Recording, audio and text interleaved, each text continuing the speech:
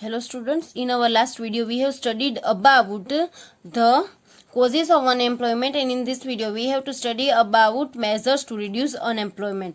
So there are 7 points in that. In this we have to study. First is population control.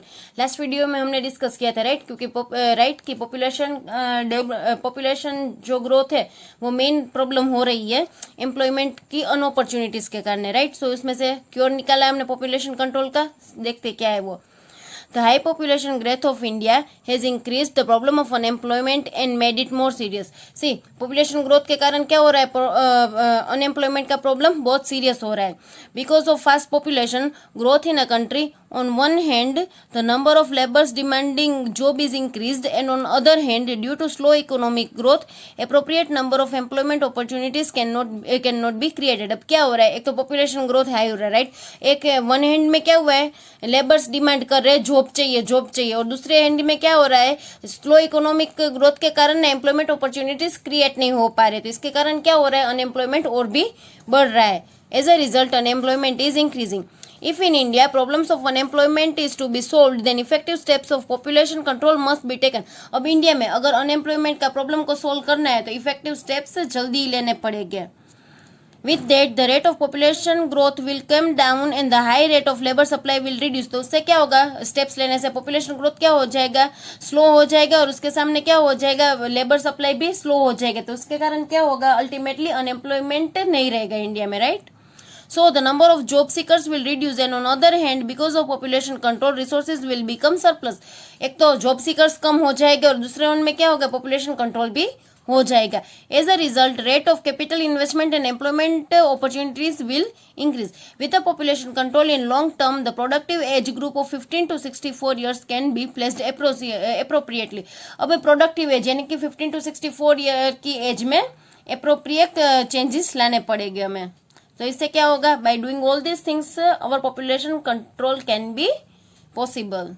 Now second point is increase in the rate of economic development. One of the constructive solution of reducing unemployment is by increasing the rate of economic development. पहला problem क्या था, population का था, तो वो solve किया. अब second क्या हुआ, पॉपुलेशन स्लो होगा तो अब किसको बढ़ाना है, इकोनॉमिक डेवलपमेंट तो हमें बढ़ाना है राइट. तो one of the constructive solution है रिड्यूसिंग अनएम्प्लॉयमेंट को रिड्यूस करने के लिए एक कंस्ट्रक्टिव सोल्यूशन ये भी है कि इकोनॉमिक डेवलपमेंट को बढ़ाया जाए right.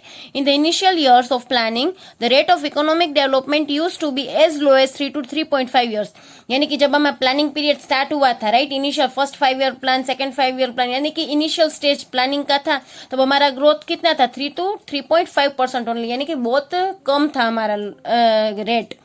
If economic development is continuously increased at the higher rate, then employment opportunities can also develop at higher rate and the problems of unemployment can be solved. अब सी economic development को increase किया जाएगा, high rate पे अगर increase economic development increase होगा right, तो employment opportunities भी क्या होगी, इंक्रीज होगी, और उससे कारण क्या होगा, problem of unemployment can be solve right. तो प्रॉब्लम ऑफ अनएम्प्लॉयमेंट क्या हो जाएगा, सोल्व हो जाएगा.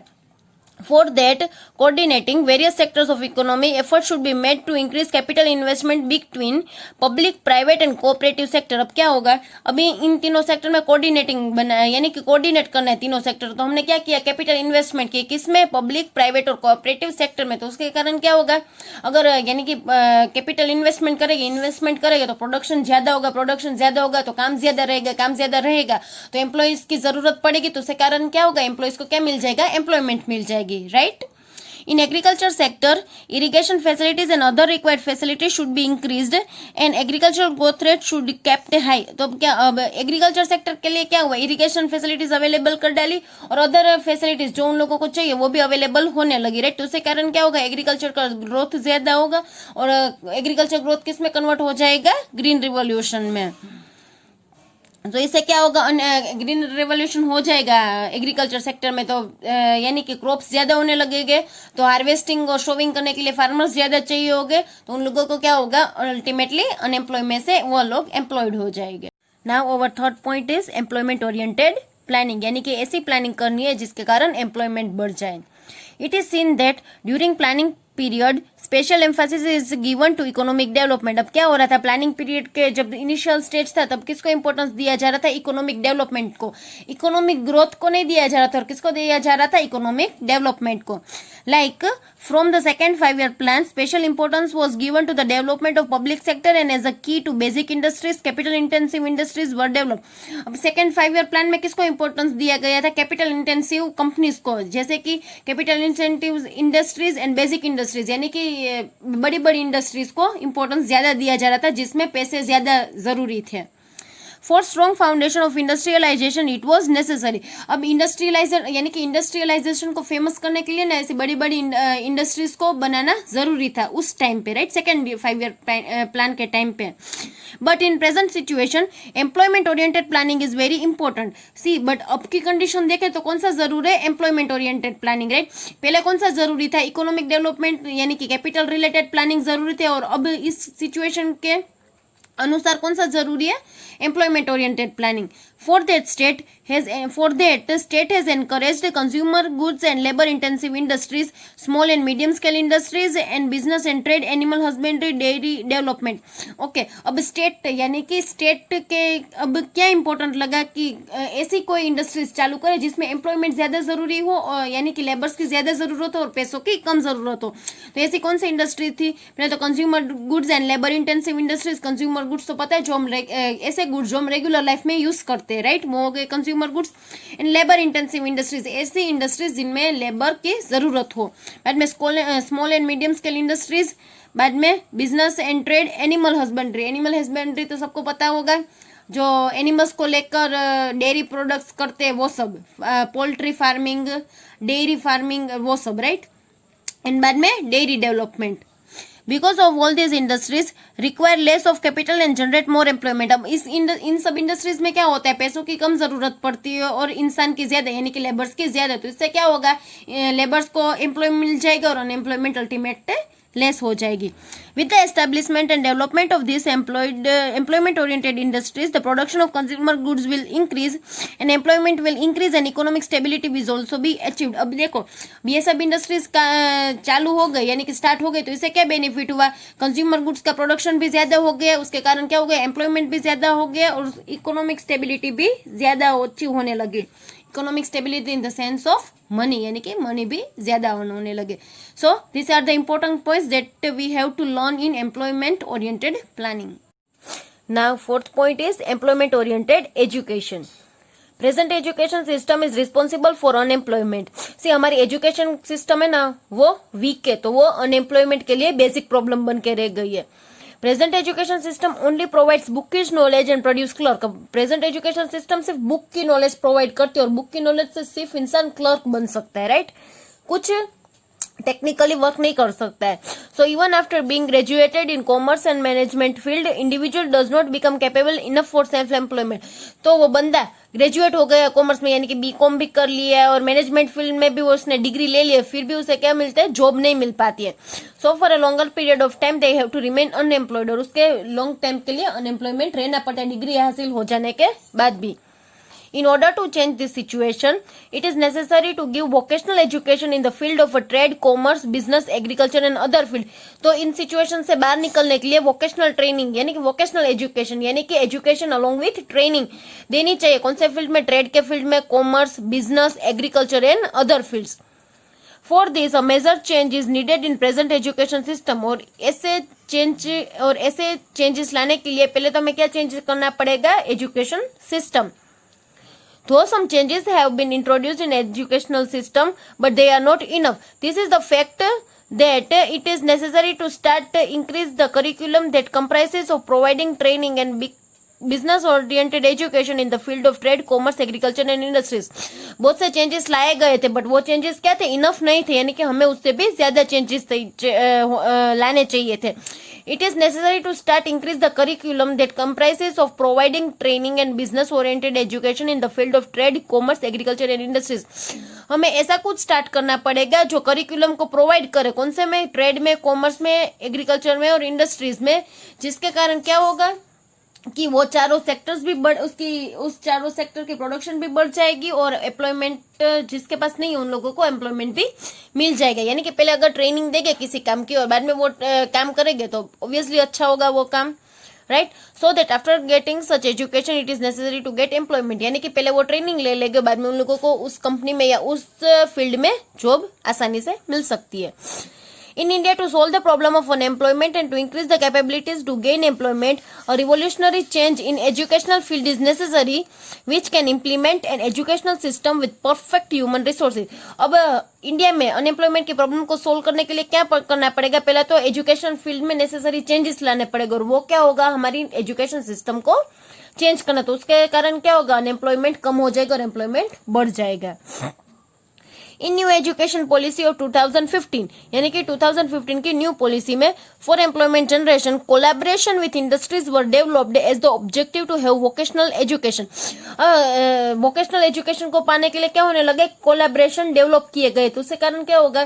कोलैबोरेशन इन द सेंस हम अप्रेंटिस ट्रेनिंग लेते हैं, राइट। अब के जनरेशन में क्या हो रहा है? अभी के टाइम पीरियड में क्या हो रहा है? किसी भी अगर इंसान को नौकरी चाहिए जोन सी भी फील्ड में, तो क्या होगा? पहले वो फील्ड की ट्रेनिंग लेगा, तो उसको क्या बोलेंगे हम? Apprentice training. उसके लिए बाद में उसे स्टाइपन मिलेगा। तो इससे क्या होगा? वो लोग ट्रेनिंग करेंगे और बाद में सेम ही जॉब में उसको उन सेम कंपनी में या सेम इंडस्ट्री में उन लोगों को जॉब मिल जाएगी, और इसके कारण उन लोगों का अनएम्प्लॉयमेंट रेशियो लेस हो जाएगा।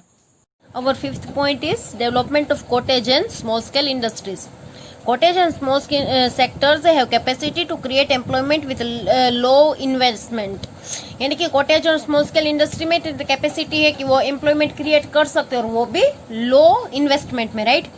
To provide employment to 1%, low capital investment is required as compare to big industries. अब सी 1% को एम्प्लॉयमेंट देने के लिए ना जितने पैसे बड़ी इंडस्ट्रीज में डाले जाते हैं ना, उतने अगर स्मॉल इंडस्ट्रीज में डाले जाए ना, तो हमें यूजफुल ज्यादा होगा।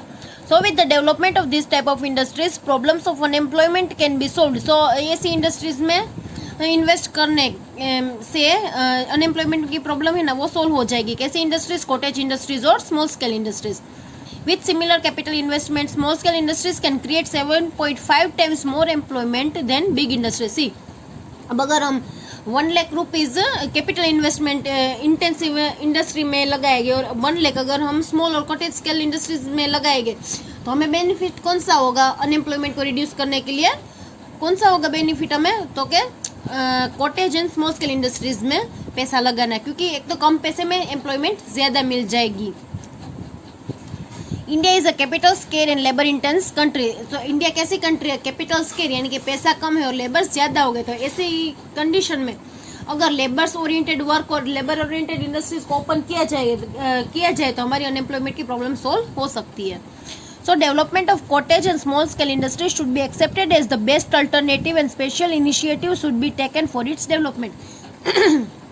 So कॉटेज इंडस्ट्रीज को और कॉटेज इंडस्ट्री और स्मॉल स्केल इंडस्ट्रीज को डेवलप करने का जो एक हमारा प्रस्ताव था वो क्या हो गया? एक्सेप्ट हो गया।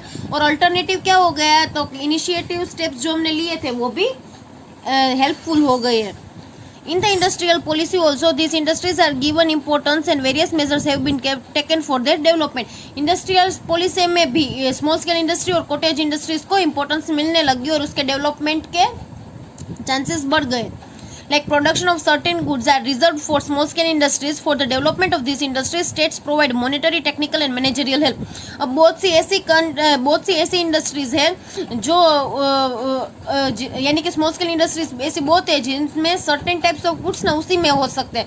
फॉर एग्जांपल कॉटेज इंडस्ट्रीज में कोई चीज जो स्मॉल स्केल इंडस्ट्रीज में बनती है और कॉटेज इंडस्ट्रीज में बनती है ना, वो अपने बिग इंडस्ट्रीज में और कैपिटल इंटेंसिव इंडस्ट्रीज वालों को अलाउड नहीं होती। यानी कि उसके कारण क्या होगा? उन लोगों को यानी कि स्मॉल स्केल इंडस्ट्रीज को बेनिफिट होगा और इसके कारण क्या होगा? हमारा एम्प्लॉयमेंट बढ़ जाएगा। और ऐसी इंडस्ट्रीज को डेवलपमेंट करने के लिए स्टेट क्या कर रही है? मॉनेटरी हेल्प भी प्रोवाइड कर ले रही है, टेक्निकल हेल्प भी प्रोवाइड कर रही है और मैनेजरियल हेल्प भी प्रोवाइड कर रही है। So this is the point under development of cottage and small scale industry. Our 6th point is extension of infrastructural facilities, यानी कि infrastructural facilities को बढ़ाना। Indian rural areas have less employment opportunities than urban areas and one reason responsible for this is poor infrastructural facilities in rural area. सी हमने देखा है urban area में यानी कि सिटी में ज़्यादा इंडस्ट्रीज और वो सब अवेलेबल होता है, और रूरल एरिया यानी कि विलेज में सब फैसिलिटीज़ कम होती है। तो उसके कारण क्या होता है, कोई वहाँ पर इंडस्ट्रीज सेटअप नहीं करते, उसके कारण क्या होता है, उन लोगों को, वहाँ के लोगों को एम्प्लॉयमेंट नहीं मिल पाता है। So if government extend the services like education, health, housing, electricity, roads, business training centers and other infrastructural facilities, then with the help of local resources employment can be made available to individuals nearer to their residence। यानी कि अगर सी government ये सब facilities provide करने लगे, health की, housing की, electricity की, बिजनेस ट्रेनिंग सेक्टर की और एक्सेट्रा, तो क्या होगा, वहाँ पर लोग क्या करेंगे, वहाँ पर भी इंडस्ट्री सेटअप करेंगे, और उसके कारण क्या होगा, वहाँ के लोगों को एम्प्लॉयमेंट प्रोवाइड होता रहेगा। With the development of infrastructural facilities new employment opportunities will increase. अब डेवलपमेंट होगा इंफ्रास्ट्रक्चरल फैसिलिटीज का, तो क्या होगा, एम्प्लॉयमेंट अपॉर्चुनिटीज भी बढ़ जाएगी, and employment will also generate agriculture and allied sector, so problems of unemployment can be reduced। अब सी एम्प्लॉयमेंट अगर बढ़ेगा तो एग्रीकल्चर भी बढ़ेगा, एग्रीकल्चर के साथ एग्रीकल्चर के रिलेटेड एक्टिविटीज यानी कि अलाइड एक्टिविटीज भी पॉसिबल होगी, तो उसके कारण क्या होगा, एम्प्लॉयमेंट बढ़ेगा और अनएम्प्लॉयमेंट रिड्यूस हो जाएगा। Now this is our last point of this topic, that is speed and expansion of a green revolution in agriculture sector। See, high population growth in India, high dependence of population on agriculture creates disguised unemployment, and at the same time uncertain monsoon and insufficient irrigational facilities create seasonal unemployment। अब सी high rate of population तो है India में, और वो population most of किस पे depend है, agriculture में, और ऊपर से एग्रीकल्चर में मानसून की प्रॉब्लम होती है, तो इन सब कारण से क्या होता है, डिसगाइज्ड अनएम्प्लॉयमेंट और सीजनल अनएम्प्लॉयमेंट का प्रॉब्लम्स क्रिएट होता है। Solutions of high dependence of population on agriculture and the capability of shifting of this surplus people to another sector has not become feasible। अब सी पॉपुलेशन को agriculture से dependence है उसको कम करना और वहाँ के लोगों को किसी और जगह पर भेजना पॉसिबल नहीं है हमारे लिए, राइट। तो हमें कुछ दूसरा सोचना पड़ेगा उसके लिए। Here, to solve the problem of unemployment in rural areas, green revolution should be speed up and effort should be made to extend it to more areas which can create the opportunity, which can increase the opportunities of employment। अब उन लोगों को दूसरी जगह पर shift करना, इससे तो अच्छा वो जहाँ पर है वहाँ पर ऐसा कुछ करना कि जिससे कारण उन लोगों को एम्प्लॉयमेंट मिल जाए। तो वो क्या होगा, उन लोगों के खेतों में इतना प्रोडक्शन करना है कि वो लोग प्रोडक्शन लोगों का किस में चेंज हो जाए, ग्रीन रिवॉल्यूशन में, हरियाली क्रांति में। तो उसके कारण क्या होगा, वहाँ के पीपल को एफर्ट्स मिल जाएंगे यानी कि काम मिल जाएगा, और हमारा एग्रीकल्चर भी डेवलप हो जाएगा और अपॉर्चुनिटीज मिल जाएगी एम्प्लॉयमेंट के लिए। If planned properly, then agriculture has more space to provide employment than any other sector। अगर सी एग्रीकल्चर में अगर प्लानिंग प्रॉपरली की जाए ना, तो एग्रीकल्चर एक ऐसा सेक्टर है जो अदर सेक्टर से ज़्यादा हमें मॉनिटरी बेनिफिट भी दे सकता है और अनएम्प्लॉयमेंट की प्रॉब्लम को भी सोल्व कर सकता है। This has been supported by economist P.C. Mahalanobis with regard to calculation of employment opportunities. और ऐसा किसने कहा है, इकोनॉमिस्ट P.C. महानोबिस ने। किसके अनुसार, कैलकुलेशन ऑफ एम्प्लॉयमेंट अपॉर्चुनिटी, यानी कि उन लोगों ने पहला कैलकुलेशन की एम्प्लॉयमेंट अपॉर्चुनिटी और बाद में ये कहा।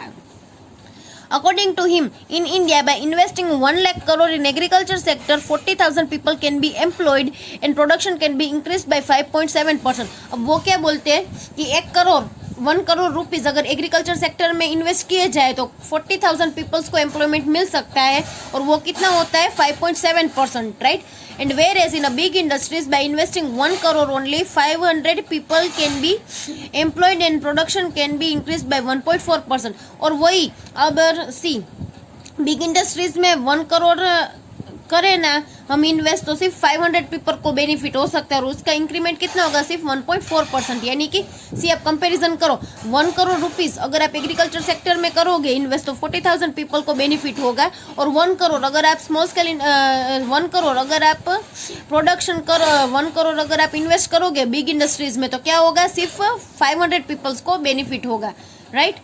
From this estimate, it is clear that agriculture sector can create more employment than industry। और इसके ऊपर से ये क्लियर हो जाता है कि एग्रीकल्चर सेक्टर ज़्यादा बेनिफिट हमें दे सकता है एम्प्लॉयमेंट के बाबत में, यानी एम्प्लॉयमेंट के बारे में, other than industry. So, for the green revolution in agriculture, the important complementary activities such as minor and major irrigation, soil conservation, mixed farming, forest development, planning for some harvesting should be adopted। तो इन यह सब हम agriculture के लिए important होता है। Mix farming, forest development, planning for more harvesting, यानी soil conservation, major irrigation etcetera. By enhancing the planning for more than one harvest in a year,